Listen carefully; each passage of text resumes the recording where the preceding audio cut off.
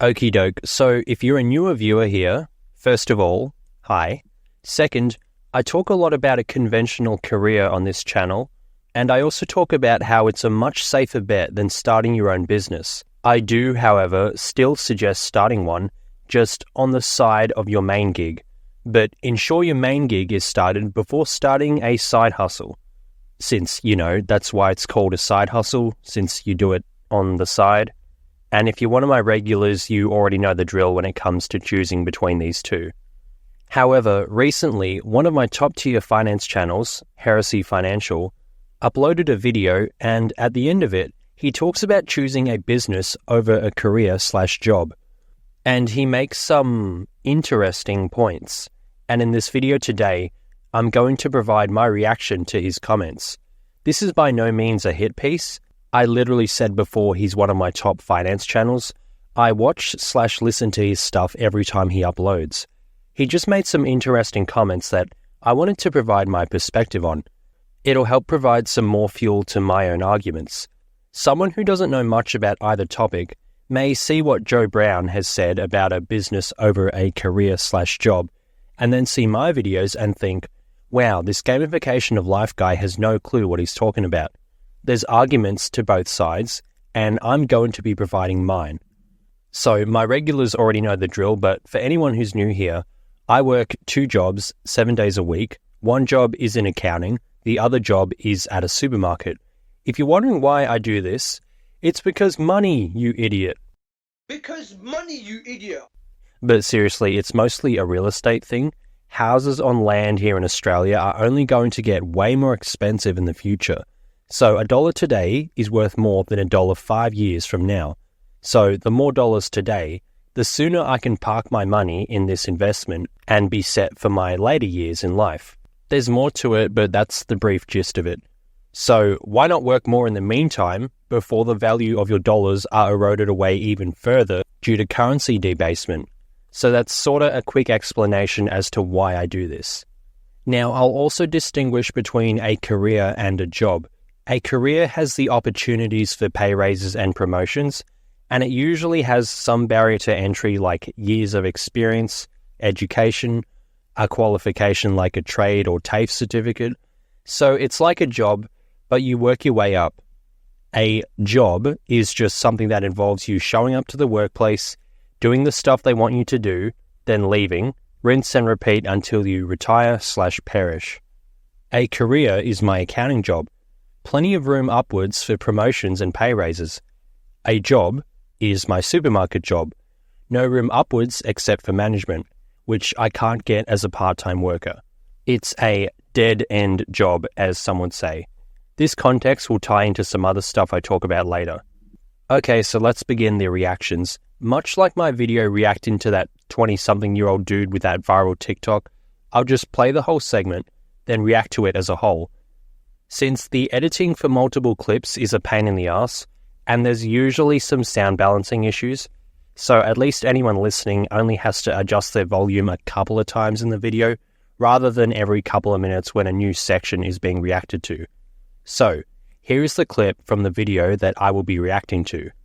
The bonus one here, the 11th myth that is keeping people poor is that starting a business is risky. This is propaganda, again, that is pushed on people from the time they start school because the entire public education system is designed to churn out employees. So the last thing that they want people trained to do is go off on their own, start their own businesses, and not be an employee. I've made a video about this in the past about the history of public education, but our entire public school system is designed, it is modeled after the Prussian public schools. Theirs were designed to churn out military cadets and soldiers.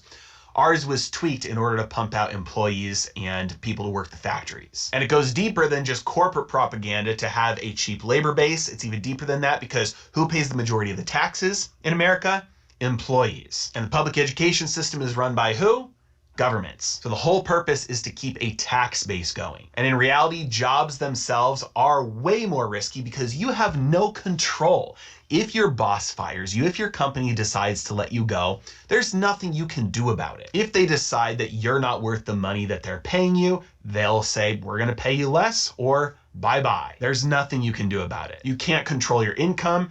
You work harder, you do more, you add more value to the company. None of those things guarantee that you are not in control. Starting your own business is way less risky than being an employee. Especially nowadays with technology, most business startup costs are extremely small. If you're spending more than a couple $1,000s to start a business, you are definitely doing something wrong. Instead, what you need to do is start extremely small so you can market test your idea, start with one, see if it works. If and when it fails, you iterate, you change it, you try again. Try, fail, iterate, try, fail, iterate, try, fail, iterate. And over time, you'll get a little bit better and a little bit better and a little bit better. And every time you make a little bit more money, you can roll that in and keep on growing it. And you're in control. You're never risking a large amount. You're starting small, learning as you go and growing. And all the while, you're in control. Every iteration, every small failure gets you closer and closer to winning. Nobody is imposing an artificial income cap on you. Nobody else is telling you how big you can grow or can't grow your business. And nobody can just arbitrarily decide to take away your livelihood. So the gist of what he's saying is a job is risky, a business is not, for the reasons he gave. Okay, now let's hear what I have to say. So he starts about how schooling is designed to churn out employees and how it was some rehash of some military thing. Sure, I have no rebuttals to this. I mean, I don't know much about the topic anyway. I had briefly heard of this in the past, but that's not important for my arguments for this video. Next, his comments on the tax base thing. Also a very sound argument. You have a lot less tax deductions available to you as an employee as opposed to a business owner. Tax stuff is outside the scope of this video, but between an employee that earns $100,000 and a business owner that earns $100,000, the business owner likely ends up with much more in their pocket than an employee, since there's so many extra tax deductions that the business owner can utilize. Last financial year, my tax accountant and I had cut about $7,500 off my tax bill using a myriad of deductions. If you're wondering why I, an accountant, worked with another accountant, it's because the tax accountant I went to had more years of tax experience than I've had years of being alive. There's much I can learn from him. Anyway, cutting that tax bill by $7,500 plus was huge, obviously. And that was just using certain deductions available to me as an employee. Imagine what else I can utilize in the coming financial years now that I have a proper business, since I have income from my YouTube channel now. Yay! And there's also other tax deductions available to us via real estate here in Australia. Yet another thing that'll help me pay less tax down the road. Keep in mind, this is more so Australia specific. It's part of the reason our housing is absurd. There's tax incentives to own real estate. Point is, I'm not denying Joe's argument here. It makes sense as to why they'd want more taxpayers, aka more employees. Now here's where I start to disagree. He says, in reality, jobs themselves are way more risky because you have no control if your boss fires you. If your company decides to let you go, there's nothing you can do about it. He is right about this. You don't have any control over that.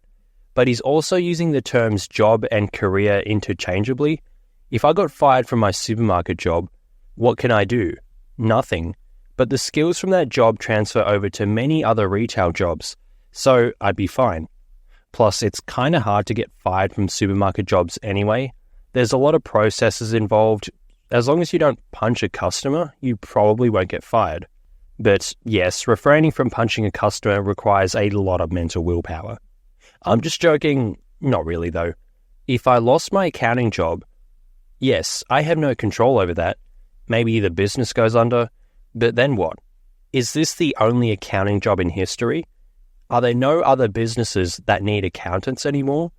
Or is there still demand for accountants in the labour market? Correct. There's still demands for my skill set. Accounting was the top skill set in demand at the start of 2024 in a recruitment survey here in Australia. So, if I got fired from my job, I'd just go get another one. This is why you need a career over a job. It provides extra stability. Like, yeah, my supermarket job is one of the most stable jobs going around. It doesn't pay the most, obviously, but I can't tell you the last time I was worried about losing that job. It's so stable.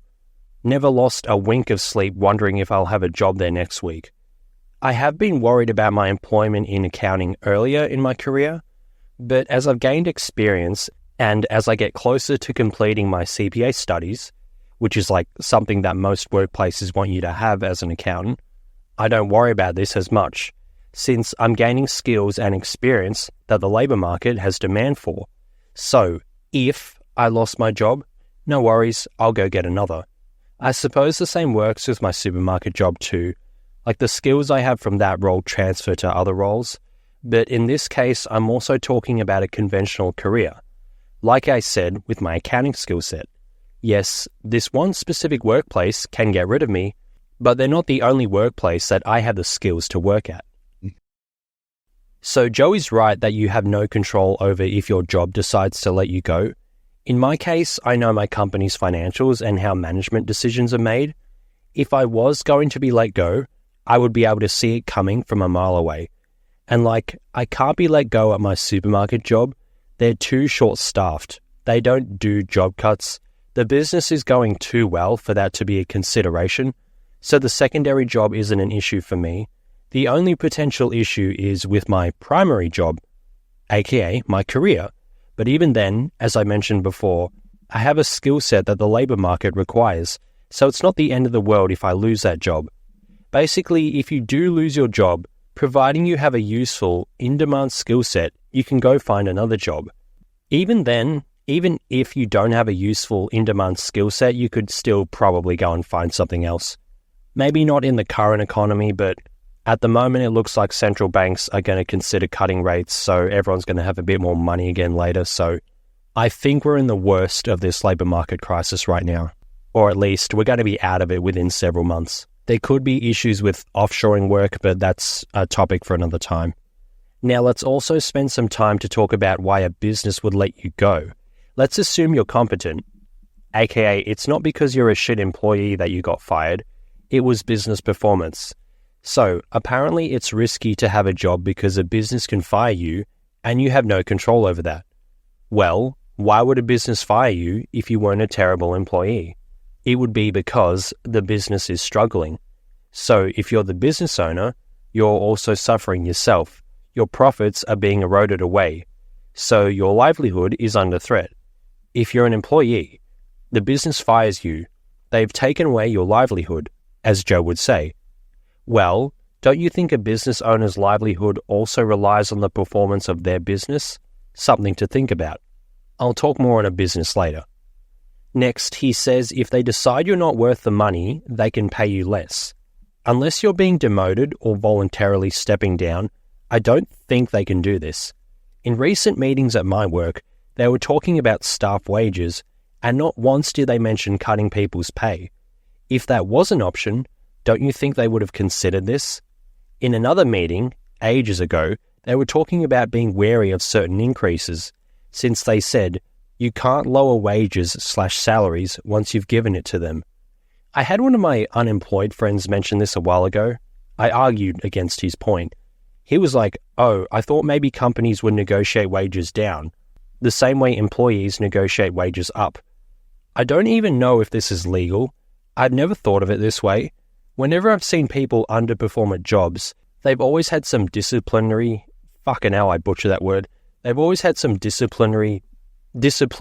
action, like a warning, less shifts, or a performance improvement plan. Never has the option of cutting their pay been a thing. So I don't know if this is a thing. Let me know in the comments, please. Is it perhaps a non-Australian thing? Is this cutting wages thing a thing in other countries? My mate who mentioned cutting pay was from Australia, so I'm not sure where this comes from. Either way, let's pretend for this argument that companies can cut your pay. Well, if you're not happy about it, you don't have to stay. You can move to another job. How can you move to another job? Well, if you have a skill set and experience that the labour market requires, you're able to do this much easier. Next, he mentions working harder, doing more, doesn't guarantee your employment. It's still not in your control. Yep, agreed. I made a video on does working hard actually pay off recently, and the important takeaways from that video that relate to my argument here is, if you work hard at a career, this can result in pay raises. If you work hard at a minimum wage job, You get maybe some chocolates, cool. And the worst case with a career, if you do extra work but don't receive a pay raise for it, you at least have some more experience to put on your resume. And you can talk about this experience in job interviews at other companies, whereby you can then negotiate higher pay. So Joey's right. Working hard / doing more doesn't guarantee your employment / income, but it's gaining skills / experience, which is something you can use for higher pay at another company. Okay, another part I disagree with. He says, starting your own business is way less risky than being an employee, especially nowadays with technology. Most business startup costs are extremely small. If you're spending more than a couple $1,000s to start a business, you are definitely doing something wrong. So, starting a business is less risky. Well, yeah, but what about making an actual profit from that business? Let's use YouTube as an example. I used other business ideas when talking about a business in my Pokemon is like real life video and my Does Hard Work Pay Off video, but for the sake of time, I'll only use a YouTube channel as a business in this example, since that's what most people nowadays think of, and that's what most YouTubers will talk about in terms of a business. There is no risk to starting a channel. None. It's not like you can fail at it. Like what? You forgot your password to your email. That's probably the only way you can fail in starting a channel. But you can fail at growing it. Yeah, there's billions of people on the internet. I'm sure at least some people would like what you have to upload, but not everyone does. Look at my metrics. Plenty of people who've seen my video titles / thumbnails / watched my videos but didn't stick around. There's no guarantee you'll build a successful channel / business. If everyone's YouTube channel made enough income for them to quit their jobs, then why doesn't everyone's YouTube channel have 100,000 plus subs? And let's also touch on the point where he says most business startup costs are extremely small. Well, this means there's a much lower barrier to entry, meaning there's way more competition. However, for stuff like my accounting job, what are the startup costs with this? Well, you need a degree in accounting. That's 3 years full-time study and somewhere in the tens of thousands of student debt, unless you're in like Germany or Denmark where there's free university.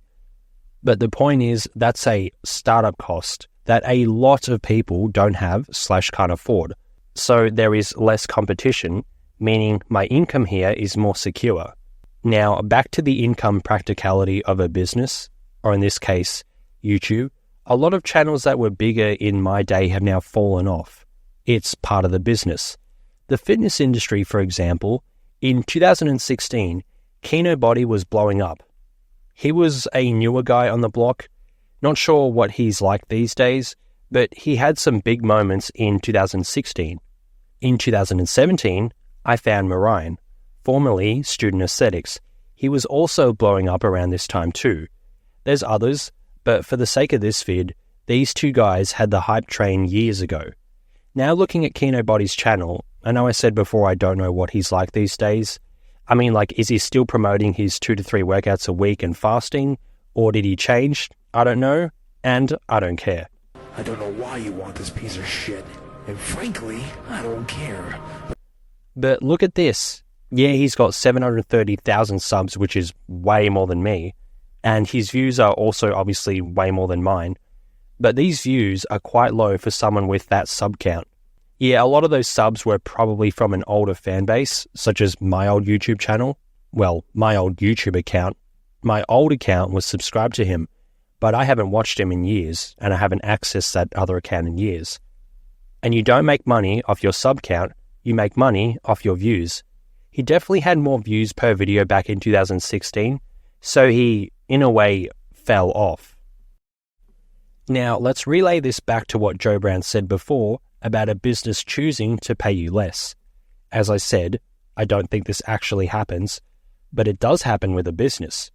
I mean, maybe Kinobody has some sort of other paid plan where most of his fans are, but in terms of ad revenue and ability to monetize eyeballs, he would have definitely been making more back in 2016, as he was getting more clicks and eyeballs on his stuff. Like, I literally have his belt that I use for weighted vertical pulls. He's the one who got me into pull-ups / chin-ups. Now, With the ad stuff, maybe you'd earn more now since companies spend more on ads, but you get what I mean. He had more attention back in the day, which generally means more income. He has less attention today, I'm pretty sure, so that results in less income. This doesn't happen if you have some sort of standard career path where you continuously progress upwards, or if you have investments like stocks and real estate. So, all things to keep in mind when considering a business over a career. Anyway, back to the fitness industry as a whole, and then back to my point of there being a low barrier to entry on YouTube. When I was deep in the fitness space, Alex Eubank, Greg Doucette, Sam Sulek, and More Plates, More Dates were not even in the scene. Maybe they had their smaller channels or social media accounts going still, but basically everyone in the fitness space knows who they are these days. Back in 2016/2017, no one knew who these guys were. Also, the other day, I sent an Instagram post of Alan Gabby. He was one of the OG Gymshark crew. I sent it to my mate who got into the gym after I did. In fact, he was like, I guess me and another mate actually got this guy into the gym. Anyway, point is, he started gym well after I did. So this Alan Gabby guy, pretty sure he's just living his best life at the moment. But I sent my mate a post from his Instagram page, and I made a comment on how the mighty have fallen. As a joke, of course. Like, Jeff's side is still going, but you're just chilling. Like, again, it was a joke, right? I would never disrespect the OG Gymshark crew like that. Like, who am I to talk shit? But my mate responds with, "Who the fuck is that?" And I'm like, bruh, this is one of the guys that literally kickstarted Gymshark. My friend is literally on gear. He's literally on steroids. And so, like, the gym is, like, one of his main things, obviously. Like, you don't get on gear without gym being, like, the main part of your life. And he doesn't know one of the OG Gymshark crew? Huh? Again, low barrier to entry in the online fitness space. One of the guys who literally helped start Gymshark, the biggest fitness brand in the world, is unknown by a guy who literally takes performance-enhancing drugs. Again, in this YouTube/business space, there's always new entrants, and you could potentially fade into obscurity. In 5 years, who knows what the next big names in fitness are? Recently, Maxwell Cross has gained popularity, which I saw coming. I briefly touched on him in some videos I made towards the end of 2023, had no clue who this guy was in early 2023, and I especially had no clue who he was in 2016. In fact, I don't even think he was lifting at that point. He's dating like an OnlyFans girl now, lol. But she's big bazungas, so, you know, I'd probably do the same. Just kidding, or am I? But anyway, again, new entrants to the industry each year. They cut into your lunch, aka your income as a business owner. Does that happen with a career? Kinda, but not really. Example, my job as an accountant, yes, there's new graduate accountants each year, but they can't just walk into my job and be like, "Hey, gamifications boss, I'm also a grad accountant." Well, I'm not a grad anymore, but you get the point. I'm also an accountant, but I have a different twist on the way I work. And my boss is like, "Oh damn, this new hotshot is way better than the current employee that I have. Gamification of life, you're fired." Nope, does not work that way. But let's flip this into the content creation/YouTube side of things. But instead of being an accountant, I'm a business owner/content creator, and instead of my boss, it's my audience. And instead of a new grad accountant, it's a new content creator. So now, I'm making content, or doing my job, and the new hotshot comes along, and my boss/my audience is like, "Damn, this new hotshot is more interesting than my current employee/the current content I consume." So now, my audience watches the new guy instead of me. Can this stuff happen with a business? Absolutely. But it doesn't really happen in a career. Yes, sometimes you have some nepotism-ass boss who fires someone to make room for their niece or whatever, but in most cases, that doesn't happen. Even then, as I said earlier, you can go get a new job. Getting a new job is much easier than getting a new audience. Once I have a job, I'm pretty much locked in. If I have a new audience member for my YouTube channel, they can very easily just stop watching my stuff and go watch someone else. There's always a new hotshot in town. Thankfully, the stuff I do is quite unique, so there's not a whole lot of competition for the random assortment of stuff I do, but someone watching my stuff, learning from me, and then doing what I do, but better, could potentially poach my audience in a few years once they've perfected their craft. That possibility always exists, which is fine. I have no intentions of making YouTube my sole income source anyway, for the reasons I've talked about on this channel time and time again, that being stability, likelihood, and funding investments like real estate. So let's talk more in this business versus career thing too. Heresy Financial says starting a business is way less risky. Okay, what is Heresy Financial's business? Well, you could say content creation, but it's more so selling information related to finance, since that's what his content revolves around. And that's what's in his university. Still better than Adonis School. But how did he gain this knowledge in the first place? His business is selling information on finance. Where did he get this information? Let's rewind to the very start of this video. If you don't know who I am, my name is Joe Brown, and in 2019, I quit my job in finance as a stockbroker so that I could start this, Heresy Financial, where I teach people how the economy works so that you can make more money investing. Yep, he had a career/job in this field before starting a business. So his business leverages the knowledge he acquired from an actual career/job. This is how you should do business if you are going to go down this route.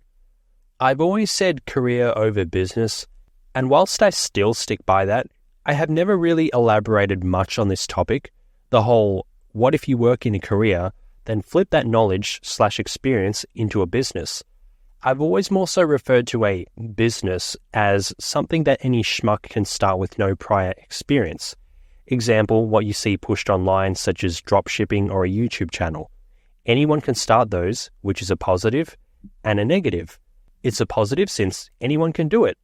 It's also a negative because anyone can do it, which means some new guy who starts tomorrow can poach your customers from dropshipping or your audience from YouTube. However, if your business revolves around providing a service that you gained from a standard career, there's a barrier to entry. Example, many businesses around my region are trades, like an independent electrician, independent plumber, carpenter, builder, painter, etc. Did they just decide to start that business randomly one day? Or did they put in their dues, put in years of work learning that skill in a traditional career path before starting a business? Yep, exactly. They started down the career path first. Businesses like these are fine. Yes, you still have all the risks I've talked about before, but I guess worst case for these guys, they still retain skills and can just go work for someone else if their business fails, because their skills are still transferable to a standard career path. If you work 6 years in carpentry, but it goes under after 5 years, how many years of carpentry experience do you have? Do you have 6 years of experience or 11? Yep, you have 11, because your business was still using career-type skills. It's just, whenever you see people talk about a business online, it's always some stuff unrelated to a conventional career. Let's use me, for example. My career is in accounting. My business is this brand/YouTube channel mainly, but more specifically, a brand name. Is there much overlap between the two? Not really. You could stretch some stuff on your resume and say you got to deal with some accounts/finances on YouTube, but it definitely is not strongly correlated. If I had 6 years of accounting experience, then made the decision to do YouTube full-time, which won't happen by the way, for 5 years, but then I drop off, blood dropped off for real, and I'm like, crap, I need more money. So I go back into accounting. In the past 11 years, how many years of accounting experience do I have? 6 or 11? Yep, 6, because 5 years was spent on YouTube, not accounting. Unlike the other tradie running his carpentry business, 5 years of that was under a business, but he was still doing carpentry stuff. So when Heresy Financial says starting a business is way less risky, you need to delve further into these comments. What business are we talking about here? His business is doing super well, he's got heaps of clients, and his prospective clients usually have a lot of money. If you're wanting to delve deeper into investments, usually it's because you have a lot of money and you're wanting to magnify that money further. Yeah, maybe some people with less money want to learn about investments, but the best way to make more money is just to work more. But once you're on higher income, once you're working enough hours, you're near the peak of your earning potential, that's when paying for information to become a better investor becomes worth it for many. So Heresy Financial's prospective clients all have deep pockets, and his business involves him utilizing a skill set that has a high barrier to entry, that being knowledge on financial markets. This info was gained from a standard career, and if his business fails, the skills and experience he was using with his business can transfer back over to a conventional career. So he's fine. This business plan works. However, most people online who talk about having a business over a career always tend to have a business idea that has low barrier to entry, aka you wouldn't need to work in a career before having the skills to execute that business idea. The demand for said business isn't really there. Example, yet another dropshipping store or yet another self-improvement YouTube channel talking about NoFap or some mentality thing for the 5th time this week. Unlike Heresy Financial's stock market info, yeah, there's some others out there that do this stock market info, but there aren't anywhere near as many of these as there are dropshippers or generic YouTube channels. And lastly, the income perspective of clients. If you're trying to sell coaching to younger guys, do you think younger guys have money? Probably not. If you're doing dropshipping, your money comes from the profit margin of the product you sell. Someone can just undercut you, and people are more likely to pick the cheaper option in this economy. And again, low barrier to entry. Anyone can do this. So all these things need to be considered before opting a business over a career. What is your business? The last point I want to talk about is when he says, nobody is imposing an artificial cap, no one is telling you how big you can grow. Goes back to what I said before about a career, not a job. If your current job is imposing an artificial cap on your salary, like I said before, you can move jobs. And as I said in my I lost 40k in 3 years video, you can't just job hop your way into higher salaries exponentially. So yes, a business has a much higher income ceiling, but what is the likelihood of this? What business idea do you have that is guaranteed to earn 6 figures a month? I've never said, don't do a business. I've always said, if you are going to do a business, do it on the side. It's not as stable and it's not guaranteed. There's always an element of survivorship bias when you hear people who built successful businesses. They made it, but will you make it? For every person living the dream, there's 1,000 others that have failed and hindered the rest of their life as a result. I've shown some examples in recent videos, such as the guy who lost everything when he lost his business. And there's countless others that I haven't shown in videos, but I have seen on social media. So keep this in mind whenever you hear people talking about their business success. Remember to consider what their business is, what your business idea would be, who their client base is, / how they make their income, how you would make your income / who your client base would be, what barriers to entry they had with their business, what barriers to entry that exists with your business idea. Also keep in mind the first mover's advantage. Sometimes someone's business idea had a low barrier to entry, but they acted first before everyone else, so they poached all the businesses before everyone else was aware of it. Then you also need to consider the potential income ceiling of your business idea and the likelihood of reaching that level. So again, this wasn't a hit piece on Heresy Financial. He has some really good insight into the stock market that I don't see from other channels. I was simply providing my perspective on the whole career versus business debate. To each their own. I've provided my suggestion. What you do with that suggestion is up to you. Thanks for watching. That is all.